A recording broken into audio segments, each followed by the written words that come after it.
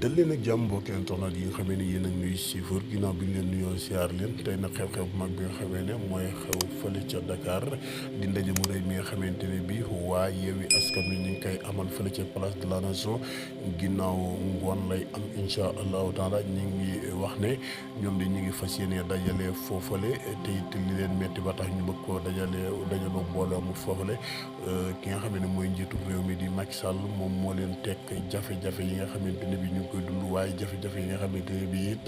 askanu Sénégal mi ngi koy dund looloo waral waa Yewwi Askan Wi fas yéene dajaloo fële ca place de la nation ngir wane seen naqar wane seenu ñàkk ànd ci li nga xamante ne bi Macky Sall mi ngi koy doxal fii ci biir réew mi waaye it ki nga xamante ne bi booy Dame Mbodj ñu ràññee ko lool ci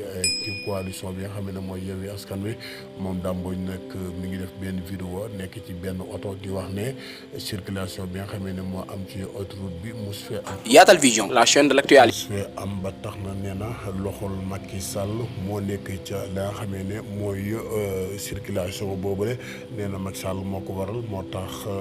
circulation bi de daal di am ci kaw autoroute bi waaye nag tey nag nee na nit ñi dinañ yegg fële ci place de la nation nee na it képp koo xamante ne bi yaa ngi ci autoroute bi boo demee ba am circulation bi téye la na nga wàcc dox ak sa tànk ngir ñu mën a teewe ji mbir moomale nga xamee ne mooy xew fële ca place de la nation.